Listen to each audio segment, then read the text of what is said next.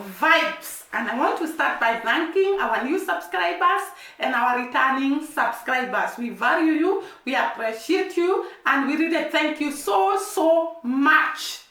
Thank you for tuning in to this channel. Thank you for liking our videos. Thank you for subscribing and commenting down below. And we pray for your blessings, guys. We don't take it for granted. I don't know whether I'm the only one who has noticed. And actually, I go through the great men and women of Jamaica, and I've noted there is one characteristic that is unique to the people of Jamaica. I don't know whether it is still there in the Caribbean, but I have found it so profound with the people of Jamaica that they cannot stand people being oppressed. They cannot stand where there is oppression, whether they are the ones that are being oppressed or it is somebody else being oppressed. They will stand tall and tell you what you need to hear about oppressing others or oppressing them.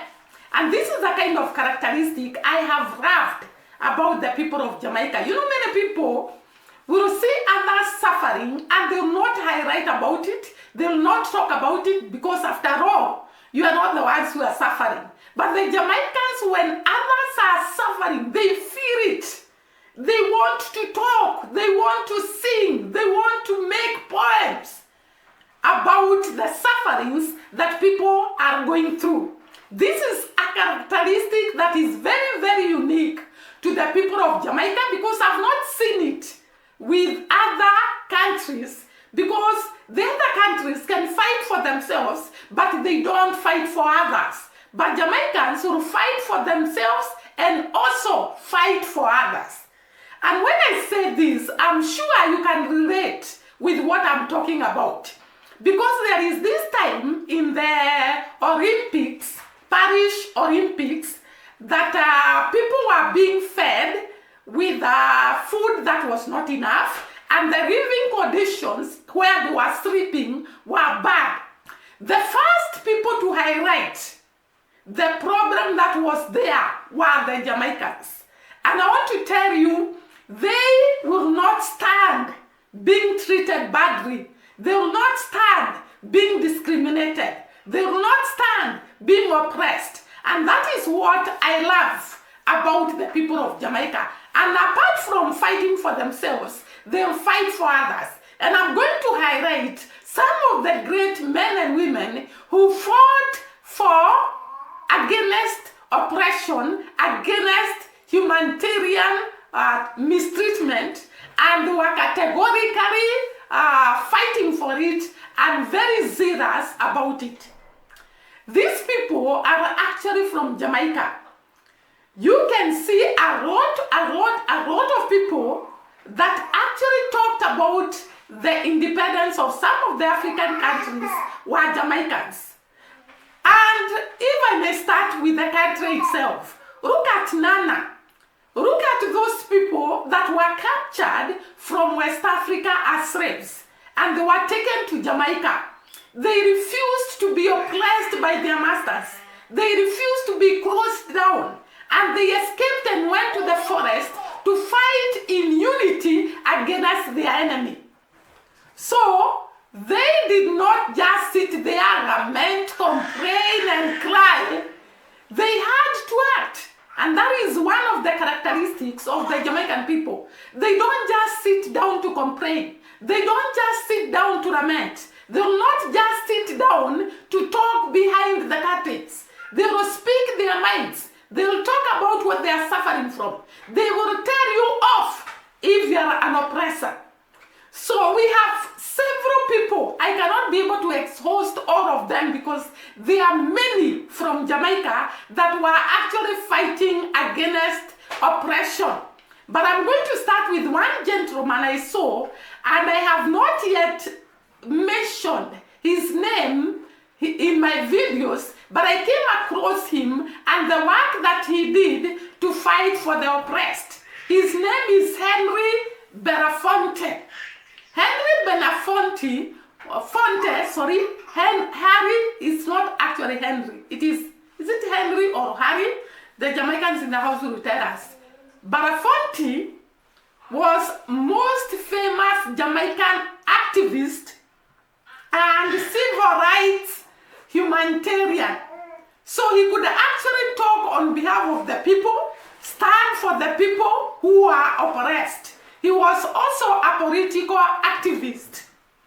His mentor was Robertson, who was actually an actor and a singer. He held strong views on society and politics. He was a communist, activist, and opposed racial prejudice in the United States of America. That is Robertson, who was the mentor for Belafonte. And therefore, he got mentored by Robertson, who was actually a political activist, and he was a communist and opposed racial prejudice in the United States of America and colonialism in the African continent. That is very great. Do you know, when I was going through the story of these two, I could see a lot of passion to fight for the oppressed. Belafonte was from Jamaica, but I tend to think that Robertson was from United States of America, and he was a black person. He refused oppression in terms of racial discrimination, and was very vulgar to actually talk about it and to refuse it. Harry Belafonte was a confidant for Martin Luther King.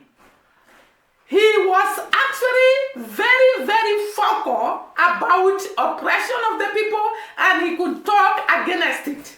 He helped raise thousands of dollars for the release of the many civil rights protesters, and even financed the freedom rights in 1961.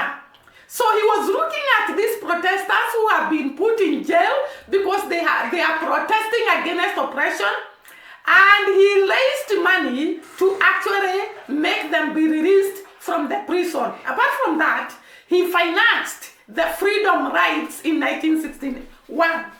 He criticized the embargo in Cuba and the invasion of Grenada. He developed hip-hop and rap in Cuba. So he was against these Caribbean countries from being invaded, from being colonized, from being the people of these countries being oppressed. And he talked about it. And actually when he was there, he developed the hip-hop music and rap in Cuba. And for multiple campaigns against AIDS in Africa, he did not just talk about the oppressed in terms of political oppression. He also talked about the diseases that were actually affecting people at that time, like the HIV and AIDS. And therefore, he was very, very vocal in doing campaigns against HIV and AIDS in Africa. And therefore, we can say Belafonte really saved people from the disease and saved people from the cruelty of the prison and saved people from oppression of other people that loves to oppress people. He was categorical, and this guy was from Jamaica. You can see the mindset of the people of Jamaica, the zeal and the energy they put in whatever they plan to do. They will not sit and allow people to be oppressed. They will not sit and allow others to oppress others in terms of race, in terms of where they come from, in terms of poverty. He refused to actually allow this. And therefore, today, we celebrate Belafonte for his great work in fighting against AIDS, in fighting against oppression, in fighting for equality of all people in all sides of the walks of life. These are great men that need to be celebrated, that need to be actually saluted, because they sacrificed to see others being treated equally and being treated with respect. The other guy is So the next person that I wanted to talk about is Marcus Garvey. I think I've talked about Marcus Garvey for the longest time. I've been praising him. I've been talking about the roles he played in the liberation of black people. He made several contributions to fight against the oppression of the black people. He was the leader of the black nationalist movement, followed the Pan-Africanist agenda and economic ideologies. So he believed that the black people should actually be economically able, and they should be independent in terms of economy and ideologies. He is a great man that we celebrate all over the world. All over the world, there are schools, there are roads, there are things that are named after Marcus Garvey because of the great contribution he did in saving mankind, in liberating mankind. He founded the Universal Negro Improvement Association and also founded a newspaper dedicated to the black community and developed the Black Star Line, that is the newspaper, and he was very, very vocal in talking against oppression, against the mistreatment of the black people. And this guy fought so hard to see us liberated, to see us having freedom economically in terms of ideas. Those that are returning us back there is actually so bad, because these men fought that we may have freedom,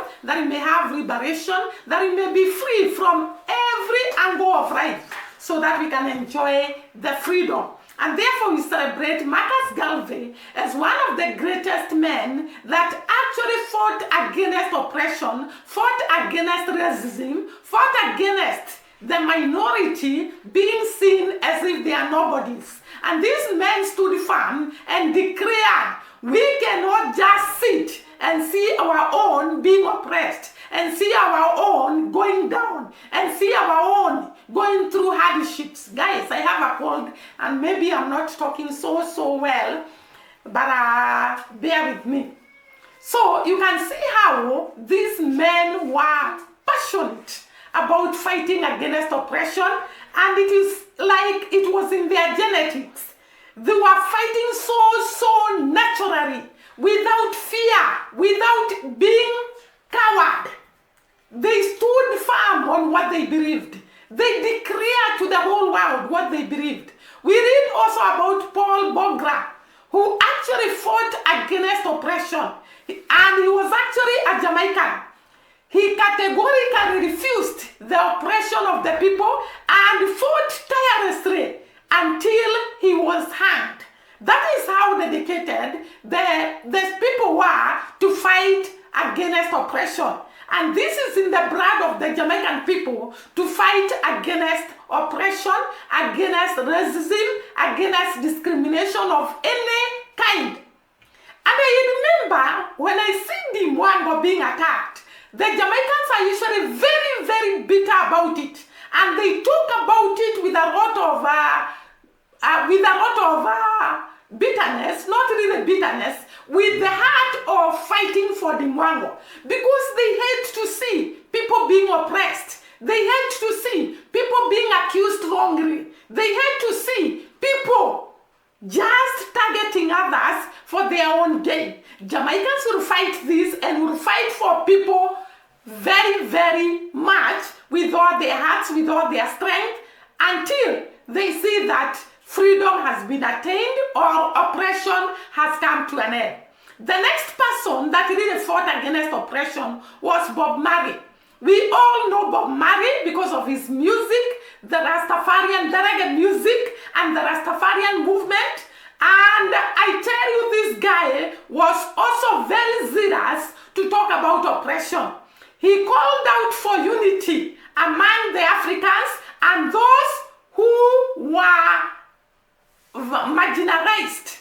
He came out strongly to call upon Africa to unite and to call upon Africa to stand firm and actually do what they are supposed to do to attain their freedom.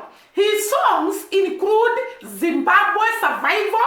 He actually sang these songs when these people are going through a tough time, and he was actually singing so that they can be given their freedom. So we have the Zimbabwe Survivor, the Redemption Song, the Black Man, Redemption or Exodus. So these are some of the songs that he sang to talk about oppression, to talk about equality, to talk about positivity, and people should rise up beyond discrimination and unite to be a great world.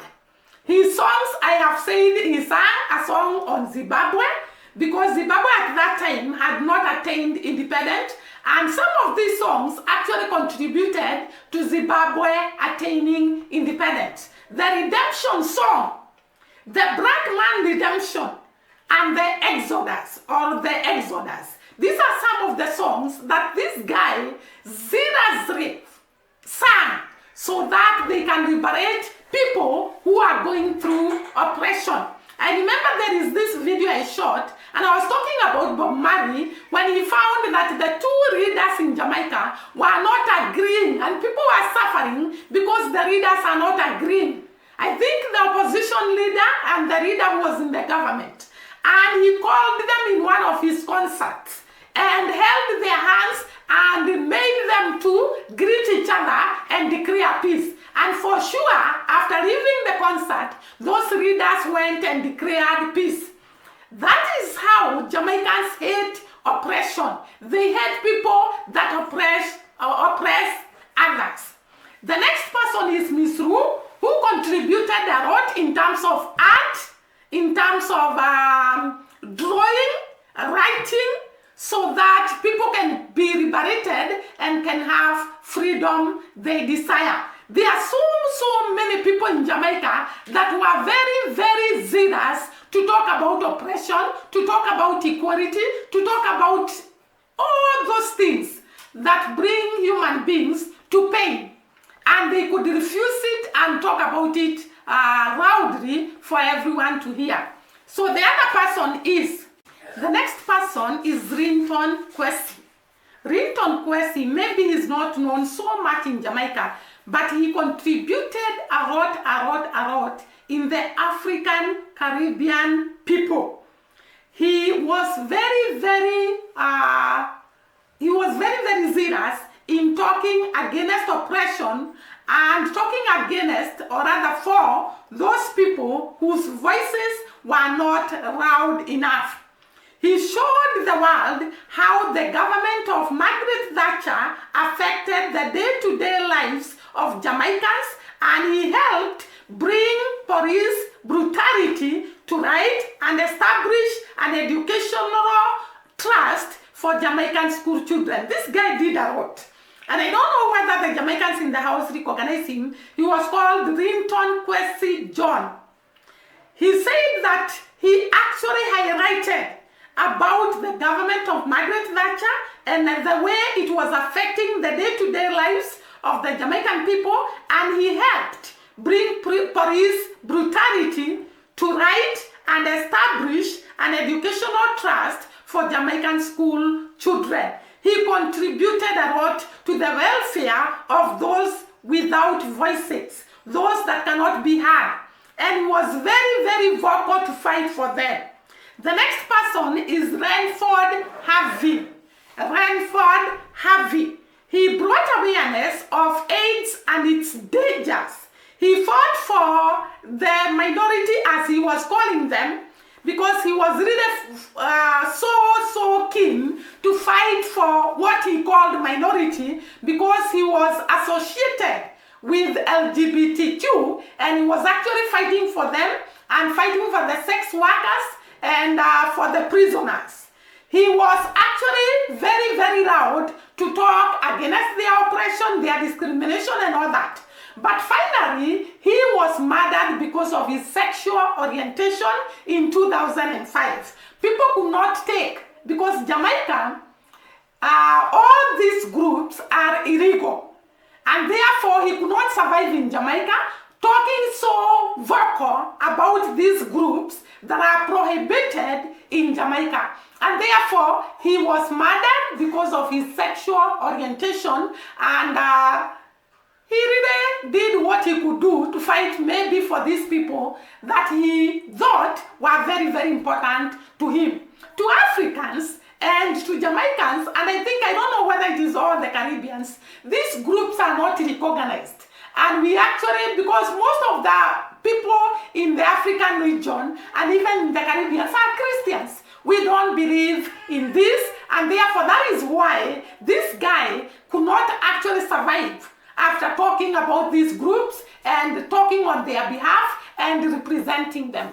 So what we see is a lot of zeal, a lot of hard work, a lot of determination to fight for the oppressed. I've not actually mentioned all the people that actually fought for the oppressed in Jamaica, for the less privileged, for the people who are down there. And even up to today, there are people in Jamaica that are still fighting for the oppressed, fighting for the people who have no voice. And that is great when a rad is made up of people who can actually stand and say no to oppression, no to discrimination, no to all kinds of evil that are done on mankind. And therefore today we celebrate Jamaica as the liberators of very many people in the world that were being oppressed, that were being discriminated, that were going through slavery because of who had colonized them. And therefore, that is all we have for today. Thank you so much for tuning in. See you during the next video. Bye-bye and God bless.